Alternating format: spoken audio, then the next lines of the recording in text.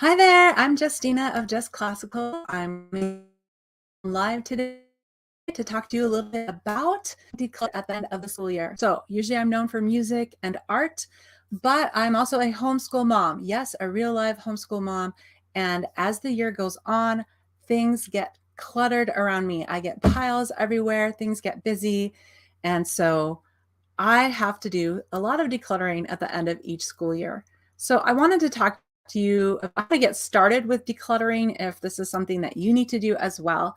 Um, so since it's the end of the school year, for us, we're wrapping things up here in May, possibly through the end of May.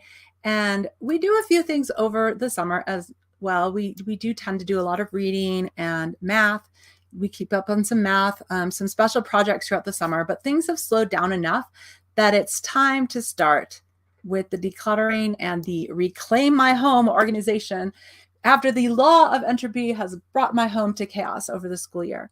So I have a lot of systems in place to keep things clean, but the papers stack up, we get more books, things just don't get put away during the busy season of homeschooling. So the first tip I'm going to give you is I have a free Homeschool Moms 5-day decluttering challenge. So you may have already seen this, and it's not too late to jump in and grab this free Homeschool Moms 5-day decluttering challenge. So you can sign up for it and you'll get all my best tips and you'll get some worksheets to work through to help you get organized. So look in the link below to sign up. It might not be below, but I have a link here to sign up, and you can join me in the Homeschool Moms 5-day decluttering challenge this week or next week, whenever it's convenient for you. But if you sign up today, the emails will start coming to you over the next 5 days. So you'll receive an email a day with the worksheets you need so that you can focus on a few areas. I've just chosen a few areas to kind of get kick-started. It's your homeschool area, your kids' bedrooms, and the kitchen. And then after that, you'll have the checklists and the questionnaires that will help you with every room in the house. But if you could even start working on those 3 areas this week, you will feel so much better. It is like a burden lifted off my shoulders when I start to declutter. All right, so here's a few more tips. First, you need to plan a time for decluttering, because if you don't have a plan, you will fail. I like to talk about planning as well as music and art, and I have a planner and I have a whole course that would help you with homeschool management and home management first, and then homeschool management. But to get started, you need to have a plan for your decluttering. Let's start there, right? Let's start with a simple step to get you on the right track to declutter your home. So block out an hour or 2 to get started. Go ahead and write that time on your calendar or in your planner, because if you make it a small chunk of time, it won't seem so overwhelming. And if you block out that hour or 2, then you can get started again, and it won't feel overwhelming. And then next, get out a piece of paper and list all the rooms in your house. Okay, right? You probably have a living room, you have your kids' rooms and your bedrooms. Other areas as well you'll want to list are the things like your garage, if you have balconies or patio, your garden area, your shed, those are other areas, a mudroom. And these are all areas that need to be decluttered. So you can refer to this list as you continue to declutter, and then you'll know all the rooms that need to be worked on. And again, we're not going to do all of them at once. We're just going to do one at a time, but you've got the whole list, and then that will help you to know what you're going to do next, what your plan is. So if you are not doing the Homeschool Moms 5-day decluttering challenge, I spell it out for you in that workbook. Again, it's free. You can get it. But if you're not doing it, the next thing you'll want to do is you'll want to prioritize the rooms. Which one are you going to start with? That is number 1. And then which one is going to be next after you get that one room decluttered? That's number 2. So number the rooms in the order that you want to declutter them. Now, you want to prepare a decluttering kit, I call it. I mean, it doesn't have to be anything fancy, but I give you some ideas for that again in the challenge. So what you want to do is gather some laundry baskets or boxes, and then you want to line them with trash bags. And you will also attach labels to each of these boxes or baskets while you're using them. And that way you'll know what to sort things into. So you're going to sort things and you're going to label those boxes and baskets with things like keep, trash, fix, maybe like things you don't know what to do with, donate, and sell. So in the Homeschool Moms 5-day decluttering challenge, I give you the labels to print as well. So it makes it real easy.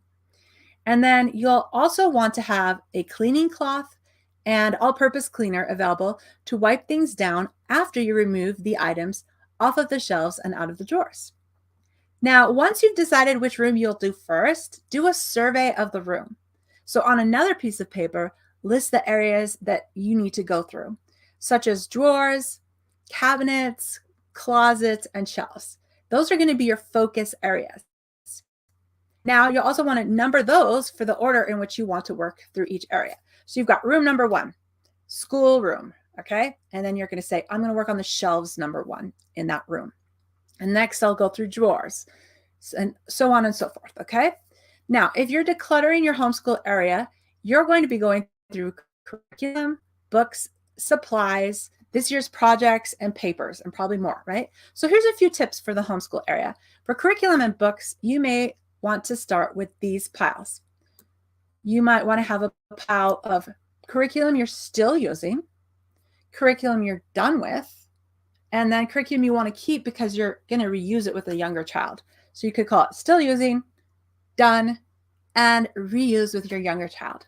Now, for items you're done with, you will put them into the sell box or basket that you made, or into a trash because it's like a consumable workbook that you don't need anymore, or into a donate box. And for items you plan on reusing, be sure to catalog the items on a list or a spreadsheet by grade so that when it comes time for the next child to be in that grade, you'll remember what you've already have for that grade. So you'll want to store those in a box for that grade level or on a shelf by grade level and even label the shelf. First grade books, right? So that'll help you. So make sure you catalog the items you're going to keep for your next child. Now, once you have a pile of books to sell, take pictures of the books and plan a time to list them for sale on Facebook Marketplace, used curriculum group, or on an Amazon or another used homeschool curriculum website. There's one called Homeschool Classifieds. That's homeschoolclassifieds.com. I think there's a lot of others, but put the time you're going to list them on the calendar now. Make that part of your planning. So you're going to get your 1 or 2 hour chunk for your planning time where you're going to make your lists and you're going to say, this is also when I'm going to plan the time to list my books. So when you go through supplies, you're going to go through your pencils and crayons and markers, and you want to throw away the ones that don't work anymore, right? Throw away old pencils that have no erasers. Nobody likes those pencils anyway. Throw away the broken crayons. Throw away the dried out markers. You don't need those, right? It will help to clear some things out. Throw away things like partially used coloring books that you don't think they're going to use anymore, or notebooks that they're not, or broken 3-ring binders, right? We just collect those kind of things. This is also a great time to organize your supplies into bins or drawers with labels. So you can just use a piece of tape to label all of your bins and drawers, or you can get a special label maker, right? But make labels for each bin or drawer. And some of these may be combined. And then it's so much easier to find your supplies. I have small little bins on a shelf. They're stackable bins. And so they're labeled with scissors, tape, glue, pencils, pens, paints, markers, crayons, dry erase markers, stickers, staples and staplers, paper clips and clamps, rubber bands, and fasteners. Okay, those are just a few ideas of how you can label either those little stackable drawers or bins. Now, you also want to take an inventory of what you have because you've just thrown away a bunch of pencils and pens and crayons, right? And now you're like, well, actually, maybe I need these for next year. So make a list on another piece of paper or on your phone for purchase of school supplies at the school sales in July. At least where I live, there's lots of school sales in July. So if you are cleaning out stuff and now you know right now, I'm going to need more glue this year. I'm going to need some new scissors. I definitely need some notebook paper. So just start making that list now, even as you're cleaning out. So when it comes time for those sales, you know exactly what you need already. You don't have to go through things twice. And as you go through school projects and papers, paintings, drawings, one way to manage those is to actually get rid of them. But I know we want to keep our children's precious things, right? So take pictures of the items for a portfolio for each child's grade level. Just get your phone out, take a picture, and then you can save those in a special place of pictures. Save workbooks and lesson plans or checklists for each child in a small shipping box. So I usually save boxes when I get a delivery of something like from Amazon. And those are nice small shipping boxes, and they usually fit the school books, the consumable books that you might want to keep. I suggested earlier you might want to throw them away, but if you want to save things by grade level so you have them as a record of what you've done this year, then those Amazon boxes are perfect for that. So once you've find all of the stuff that your kids have done this year, then you can put them into that box, tape the box shut, label the box with your child's name, the school year, like 2022-23, and the grade level. So if you need those for future audits or documentation, you can just store those on a shelf somewhere, your garage. I don't know where you store your stuff. All right. At the end of your decluttering session, you're going to pull the liner trash bags out of each of the boxes. Actually, not each of the boxes. Just do it out of the box labeled trash, unless the other ones are full. So take your trash out immediately, and then you can put in a new liner bag for tomorrow's decluttering session. Also, put your donate items into another box or bag and put those straight into your car trunk so that you can take it to the donation center at the end of the week. All right, so let's review.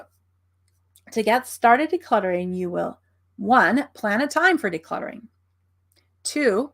List the rooms in your house and prioritize. 3. Prepare your decluttering kit of boxes or baskets with labels on them so you know exactly where to put the items as you're going through them. Number 4, you're going to survey the room you're going to work on first, and then you're going to list the focus areas in that room and prioritize them so that you know which area you're going to work on first. And then you're going to go ahead and start with that first focus area. So again, to get my checklist and questionnaire for how to go through the items in your home, sign up for the Homeschool Moms 5-Day Decluttering Challenge. It's free. And also, I just want you to know that if you want more help with getting organized, then I have other resources. One is a homeschool planner called the Thriving at Home Homeschool Planner, and it goes right along with my home organization course, Thriving at Homeschool. So I'm going to be opening that course really soon. And actually, you might get a special offer for the planner and the course if you sign up for the challenge. So I'm going to tell you more about Thriving at Homeschool very soon. But for now, I hope that this really helps you to get your year ended pleasantly, to enjoy your summer and the planning you're going to be doing soon so that you can get things decluttered. So happy decluttering. Thanks for joining me today. And I hope to see you again in Just Classical in the Facebook group or comment on YouTube. Just join me. I'm excited to interact with you. All right. Thank you for being here.